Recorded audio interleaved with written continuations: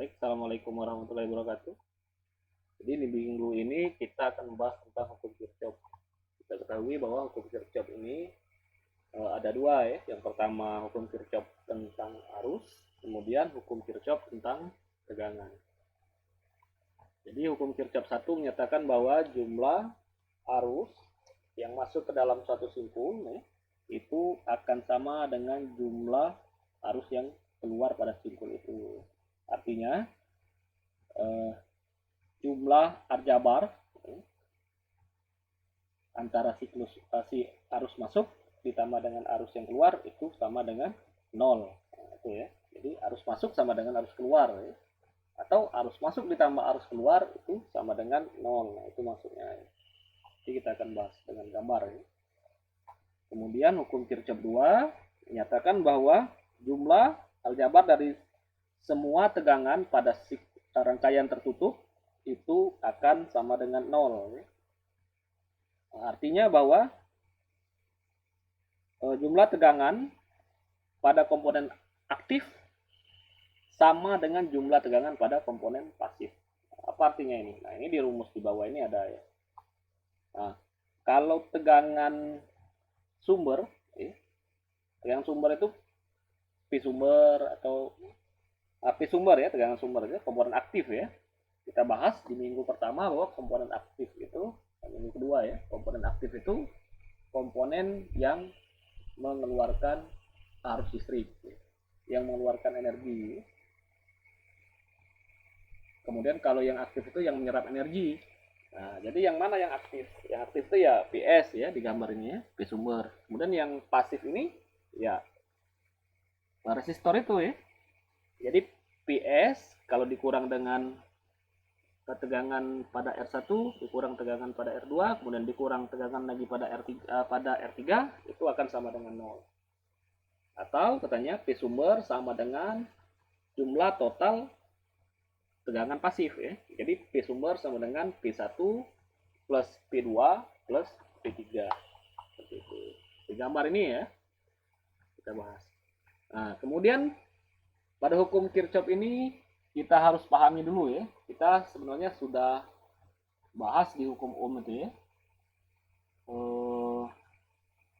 Rangkaian seri, rangkaian paralel ya. Kalau dia seri artinya tegangannya yang terpecah ya. Nah, jadi P sumber sama dengan P pada R1, P pada R2, plus P pada R3, plus P pada R4 dan seterusnya ya kalau dia seri.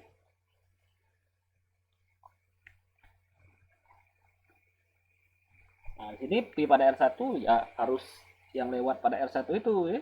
Kalau P pada R2 ya harus yang lewat pada R2 dikali dengan R2.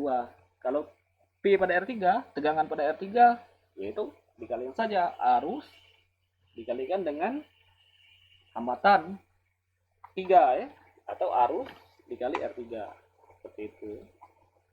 Nah, kemudian juga berlaku pembagi arus ya.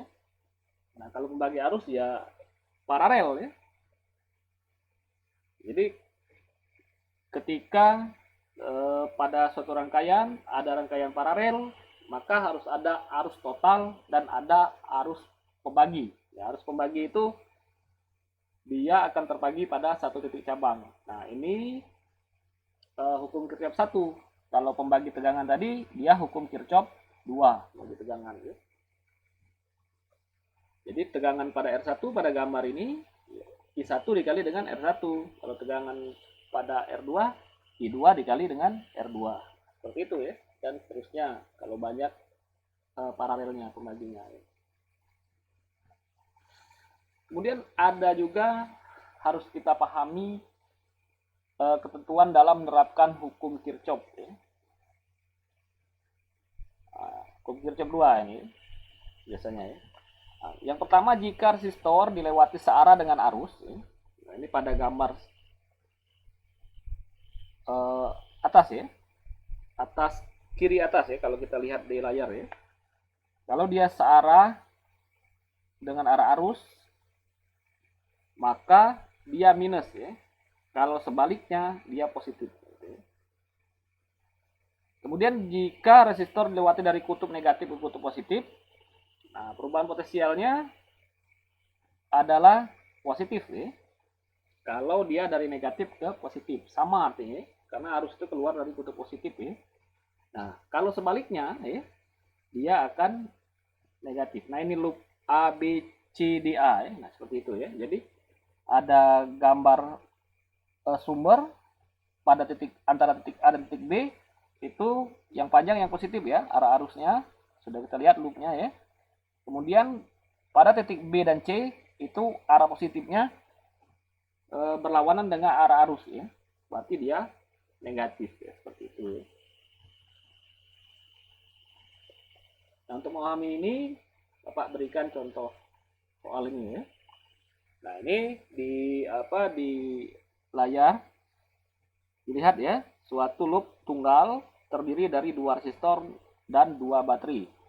Nah, hitung arus listrik dalam rangkaian. Nah, ini yang biasa ini. Jadi ada sumber 1, E1 ya, sama dengan 6 volt ya, positif keluar ya arah arusnya. Kemudian E2-nya 12 volt ya. Kemudian ada R1 8 ohm, R2 10 ohm. Nah, sesuai dengan hukum Kirchhoff 2, jumlah tegangan itu akan sama dengan 0 ya. Jadi dikelompokkan dulu mestinya ya. Jadi tegangan sumber dikurang dengan tegangan pada R1 dikurang pada tegangan R2 plus tegangan pada sumber 2. Nah, karena sumber 2-nya berlawanan dengan sumber 1, maka di situ lambangnya minus sama dengan 0 ya. Nah, jadi didapat bahwa I itu sama dengan minus 0,33 ampere. Nah, ini sebenarnya bisa menggunakan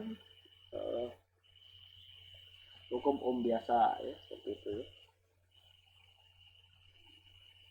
Kemudian soal nomor 2, tentukan daya listrik pada masing-masing resistor. Ya, daya listrik kalau kita tahu arusnya berapa ya, tinggal kalikan saja I kuadrat dikali dengan resistor itu. Jadi daya pada R1 sebesar 0,87 watt, kemudian daya pada R2 adalah sebesar 1,1 watt. Oke, kemudian contoh yang kedua ini. Nah, ini contoh yang kedua ini ada 2 loop ya. Ada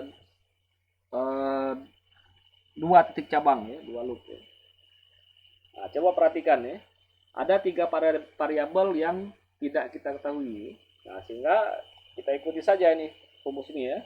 Dibutuhkan 3 persamaan. Yang pertama, persamaan ditinjau pada titik. Boleh titik B, boleh kalian tinjau pada titik C. Perhatikan, titik yang masuk ke titik C, anggaplah ya, adalah I1. Kemudian yang masuk lagi ke titik C itu I2. Yang keluar adalah I3. Sesuai dengan rumus hukum Kirchhoff 1, I1 plus I2 sama dengan I3.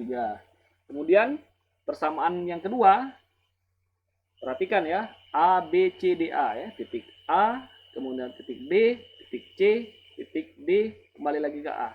Itu sesuai dengan arah arus I3 ya. Jadi dari A ke B, ke C, ke D, ke A. Jadi dikelompokkan dulu mana yang sumber tegangan ya.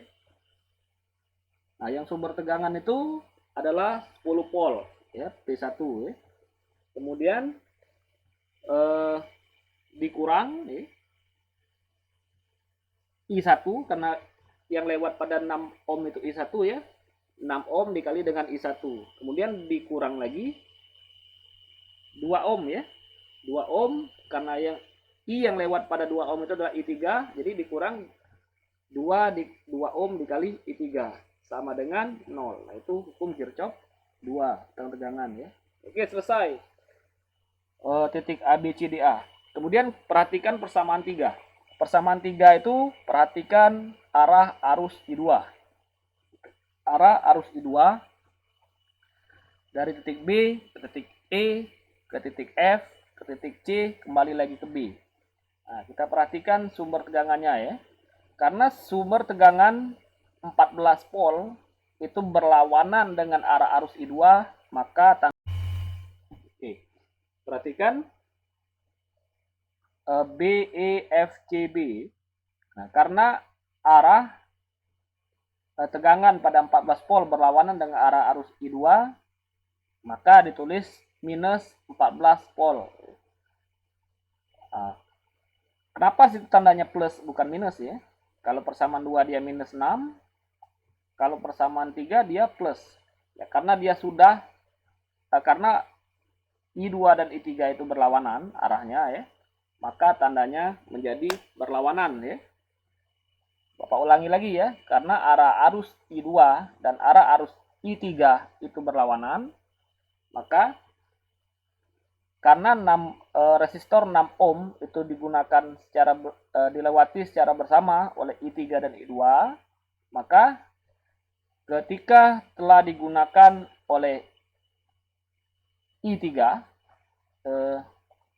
pada loop persamaan 2 tanda minus, maka pada persamaan 3 digunakan tanda positif berlawanan ya. Jadi minus 14 plus 6 dikali I1 plus minus ya, karena arah tegangan kutub positifnya berlawanan dengan arah arus I2 ya. Minus 10 volt minus 4 dikali I2 sama dengan 0. Nah, kita sederhanakan saja ya. Jadi sama dengan, tinggal sederhanakan ya. Oke. 10 minus 6. Nah, kemudian disederhanakan salah satunya ya. Yang ini disederhanakan pada persamaan 2 ya. Persamaan 2 dan persamaan 3 disederhanakan ya. Jadi I3 itu disubstitusikan, diganti persamaannya ya, karena I3 sama dengan I1 plus I2 ya. Jadi persamaan 2 itu dirubah dulu I3-nya. I3-nya itu perhatikan ya, dirubah menjadi I1 plus I2 sama dengan dikali 2 ohm gitu ya. Jadi 10 volt minus 6 dikali I1 minus 2 dikali I1 plus 2 dikali I2 sama dengan 0. Oke. Kemudian persamaan 3 itu disederhanakan lagi, dibagi dengan 2. Kemudian diatur lagi. Jadi ketika dia minus 24 volt, dibagi 2 menjadi minus 12 volt. Kemudian 6 ohm itu dibagi 2 menjadi 3 ohm. Kemudian 4 dibagi 2 menjadi 2 ohm. Kalau 2 ya. Nah, jadi kemudian kurangi persamaan 4 dengan persamaan 5. Kemudian eliminasilah I2-nya itu. Sehingga dapatkan I1 sama dengan 2 ampere. Nah, kalau sudah dapat I1, tinggal masukkan saja ke persamaan mana saja. Ya. Nah, kalau di sini masukkan I1 ke persamaan 5 ya, untuk memperoleh I2. Persamaan yang sederhana ya, I5 ya. Nah, jadi sehingga dapat I2 itu sama dengan minus 3 ampere. Ya. Nah, akhirnya diperoleh bahwa I3 sebesar minus 1 ampere. Nah, cukup mudah ya. Sudah. Tinggal teliti saja ya. Oke Pak, kira cukup ya. Kalau ada diskusi silakan lanjut kita ke WA group ya. Atau silakan japri kalau dirasa di grup keberatan ya. Pak Heri, billahi taufiq wal hidayah. Assalamualaikum warahmatullahi wabarakatuh.